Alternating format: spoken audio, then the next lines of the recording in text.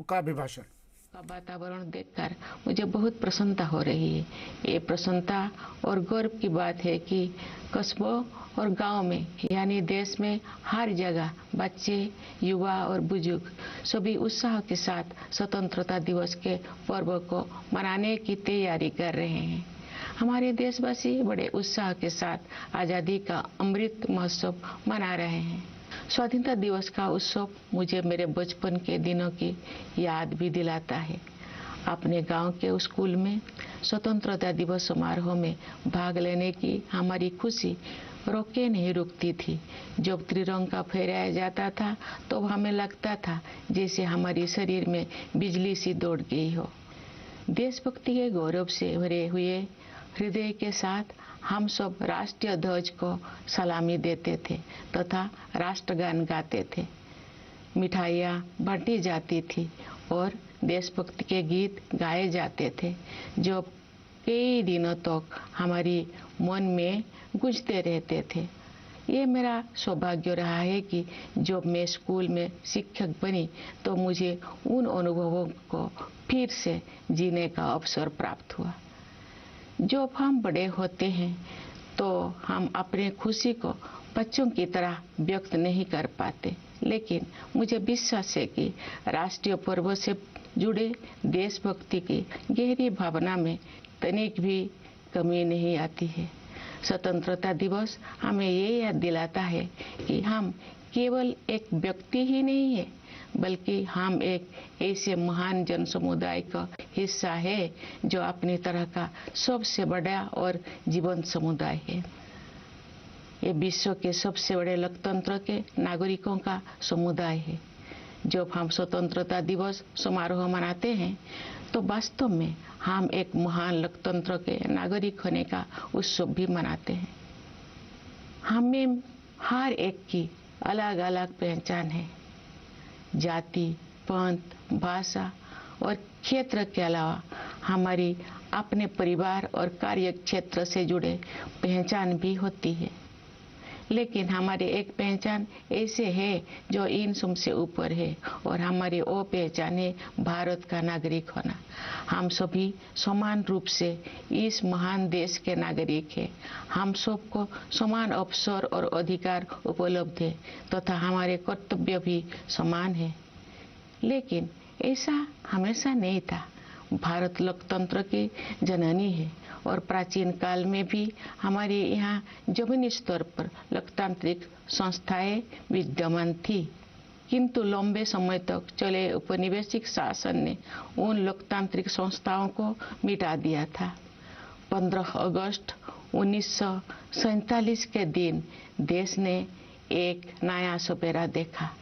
उस दिन हमने विदेशी शासन से तो आज़ादी हासिल की है, हमने अपनी नियति का निर्माण करने की स्वतंत्रता भी प्राप्त की। हमारी स्वाधीनता के साथ विदेशी शासकों द्वारा उपनिवेशक को छोड़ने का दौर शुरू हुआ और उपनिवेशवाद समाप्त होने लगा। हमारे द्वारा स्वाधीनता के लक्ष्यों को प्राप्त करना तो महत्वपूर्ण था ही, लेकिन उससे भी अधिक उल्लेखनीय है हमारे स्वाधीनता संग्राम का अनोखा तरीका। महात्मा गांधी तथा अनेक असाधारण एवं दूरदर्शी विभूतियों के नेतृत्व में हमारा राष्ट्रीय आंदोलन अद्वितीय आदर्श से अनुप्राणित था। गांधी जी तथा अन्य महानायकों ने भारत की आत्मा को फिर से जगाया और हमारी महान सभ्यता के मूल्यों का जन जन में संचार किया। भारत के ज्वलंत उदाहरण का अनुसरण करते हुए हमारे स्वाधीनता संग्राम की आधारशिला सत्य और अहिंसा को पूरी दुनिया के अनेक राजनीतिक संघर्षों में सफलतापूर्वक अपनाया गया है। स्वतंत्रता दिवस की पूर्व संध्या पर मैं भारत के नागरिकों के साथ एकजुट होकर सभी ज्ञात और अज्ञात स्वतंत्रता सेनानियों को कृतज्ञता पूर्वक श्रद्धांजलि अर्पित करती हूँ। उनके असंख्य बलिदानों से भारत ने विश्व समुदाय में अपना स्वाभिमानपूर्ण स्थान फिर से प्राप्त किया। मातंगिनी हाजरा और कनकलता बरुआ जैसे वीरांगनाओं ने भारत माता के लिए अपने प्राण निछावर कर दिया।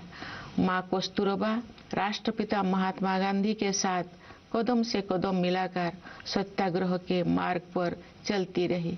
सरोजिनी नायडू, अमू स्वामीनाथन, रमा देवी, अरुणा आसफ अली और सुचेता कृपलानी जैसे अनेक महिला विभूतियों ने अपने बाद की सभी पीढ़ियों की महिलाओं के लिए आत्मविश्वास के साथ देश तथा समाज की सेवा करने के प्रेरक आदर्श प्रस्तुत किए हैं। आज महिलाएं विकास और देश सेवा के हर क्षेत्र में बढ़ चढ़कर योगदान दे रही हैं तथा राष्ट्र का गौरव बढ़ा रहे हैं। आज हमारी महिलाओं ने ऐसे अनेक क्षेत्रों में अपना विशेष स्थान बना लिया है जिनमें कुछ दशकों को पहले उनकी भागीदारी की कल्पना भी नहीं की जा सकती थी। मुझे ये देखकर प्रसन्नता होती है कि हमारे देश में महिलाओं के आर्थिक सशक्तिकरण पर विशेष ध्यान दिया जा रहा है। आर्थिक सशक्तिकरण से परिवार और समाज में महिलाओं की स्थिति मजबूत होती है। मैं सभी देशवासियों से आग्रह करती हूँ कि वे महिला सशक्तिकरण को प्राथमिकता दें।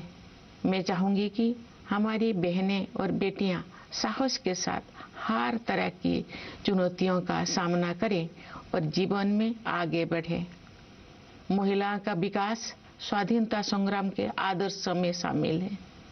प्यारे देशवासियों, स्वतंत्रता दिवस हमारे लिए अपने इतिहास से पुनः जुड़ने का अवसर होता है। ये हमारे वर्तमान का आकलन करने और भविष्य की राह बनाने के बारे में चिंतन करने का अवसर भी है।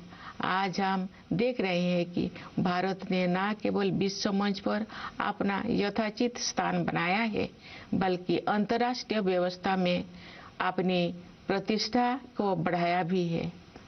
अपनी यात्राओं और प्रवासी भारतीयों के साथ बातचीत के दौरान मैंने अपने देश के प्रति उनमें एक नया विश्वास तथा गौरव का भाव देखा है।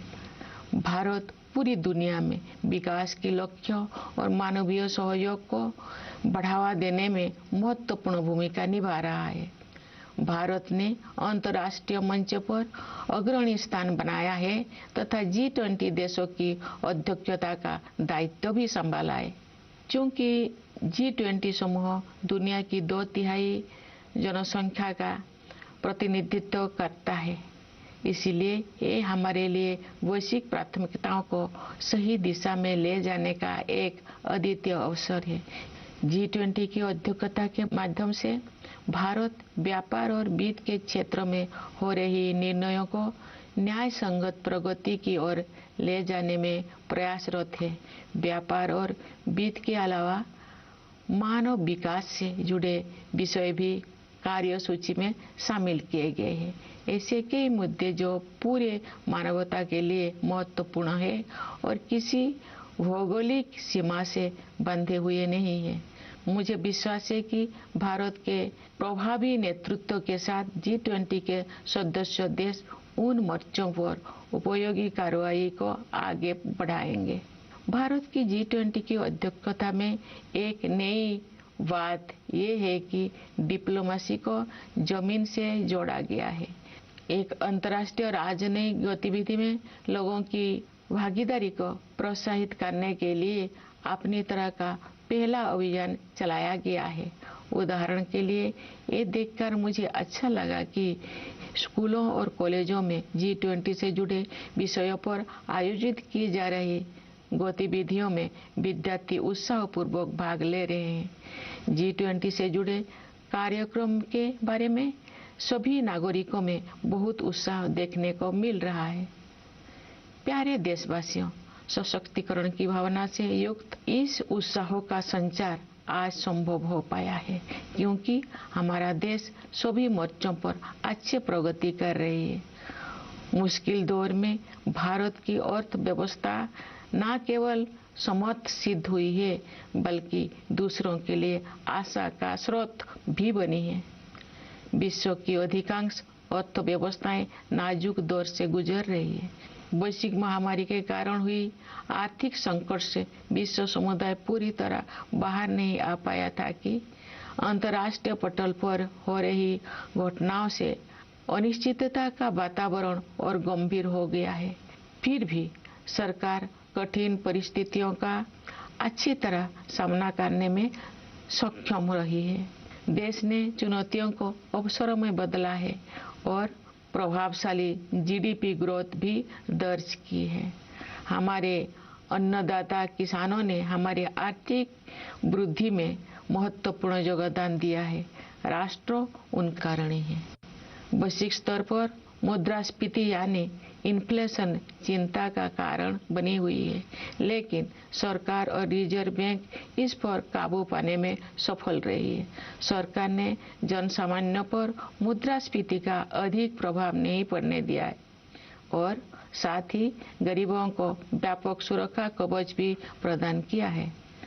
वैश्विक आर्थिक विकास के लिए दुनिया की निगाहें आज भारत पर टिकी हुई है।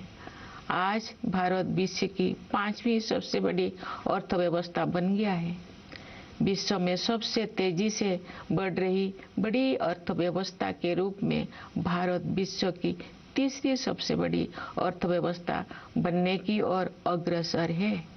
हमारी आर्थिक प्रगति की इस यात्रा में समावेशी विकास पर जोर दिया जा रहा है। निरंतर हो रही आर्थिक प्रगति के 2 प्रमुख आयाम हैं। एक और व्यवसाय करना आसान बनाकर और रोजगार के अवसर पैदा करके उद्यमशीलता की संस्कृति को बढ़ावा दिया जा रहा है।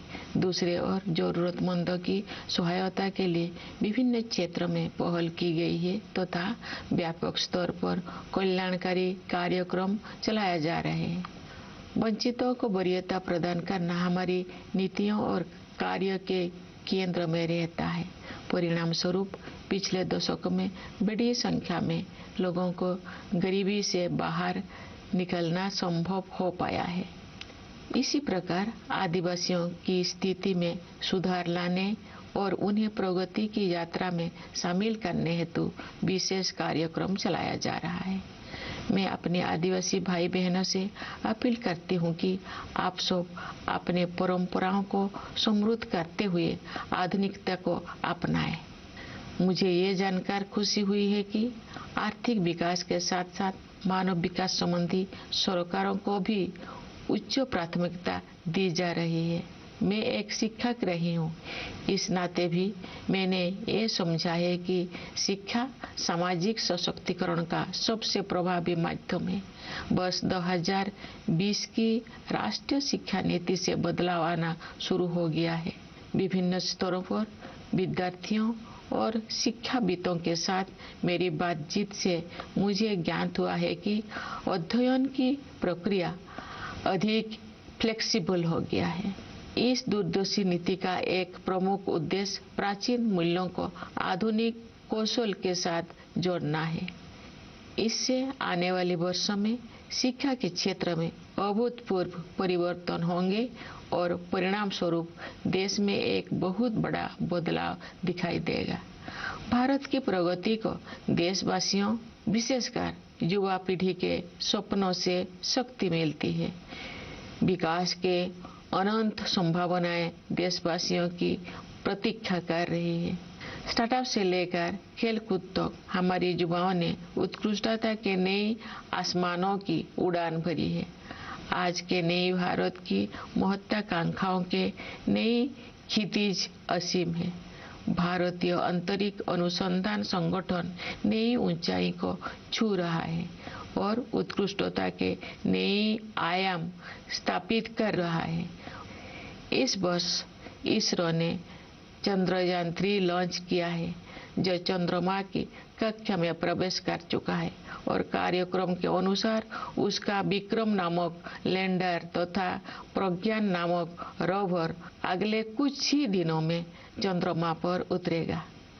हम सभी के लिए वो गौरव का क्षण होगा और मुझे भी उस पल का इंतजार है। चंद्रमा का अभियान अंतरिक्ष के हमारे भावी कार्यक्रम के लिए केवल एक सीढ़ी है। हमें बहुत आगे जाना है।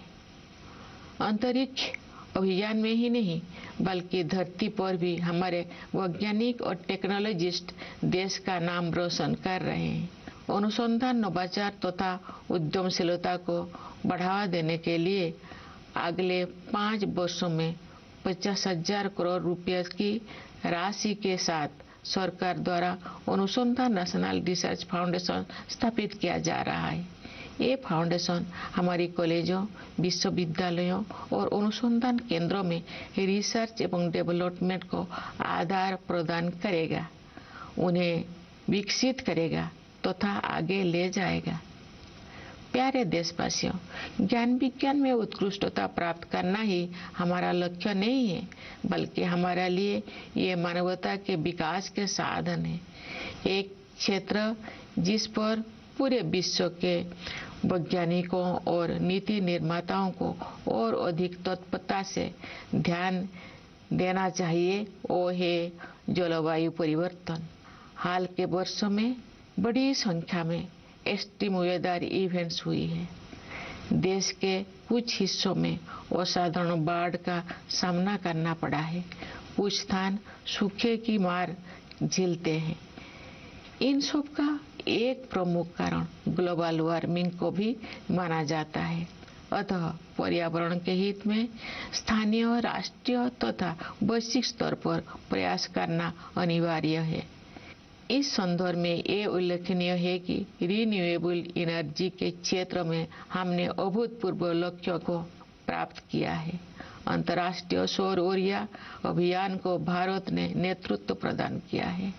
अंतर्राष्ट्रीय प्रतिबद्धताओं को पूरा करने में हमारा देश अग्रणी भूमिका निभा रहा है। विश्व समुदाय को हमने लाइफ यानी लाइफस्टाइल फॉर एनवायरनमेंट का मंत्र दिया है। प्यारे देशवासियों, असामान्य मौसम की घटनाएं सभी पर असर डालती है, लेकिन गरीब और वंचित वर्गों के लोगों पर उनका और अधिक प्रभाव पड़ता है। शहरों और पहाड़ों क्षेत्रों के जलवायु परिवर्तन की स्थितियों का सामना करने के लिए विशेष रूप से सक्षम बनाने की आवश्यकता है। मैं ये कहना चाहूंगी कि लोभ की संस्कृति दुनिया को प्रकृति से दूर करती है और अब हमें ये एहसास हो रही है कि हमें अपनी जड़ों की ओर लौटना चाहिए। आज भी अनेक जनजातीय समुदाय ऐसे हैं जो प्रकृति के बहुत करीब और प्रकृति के साथ सौहार्द बनाकर रहते हैं। उनके जीवन मूल्यों और जीवन शैली क्लाइमेट एक्शन के क्षेत्र में अमूल्य शिक्षा प्रदान करते हैं।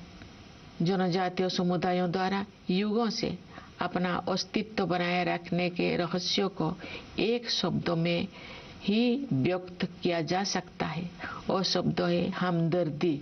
जनजातीय समुदाय के लोग प्रकृति को माता समझते हैं तथा उसकी सभी संतानों अर्थात वनस्पतियों और जीव जंतुओं के प्रति सहानुभूति रखते हैं। कभी कभी दुनिया में हमदर्दी की कमी महसूस होती है, लेकिन इतिहास साक्षी है कि ऐसे दौर केवल कुछ समय के लिए ही आते हैं, क्योंकि करुणा हमारा मूल स्वभाव है।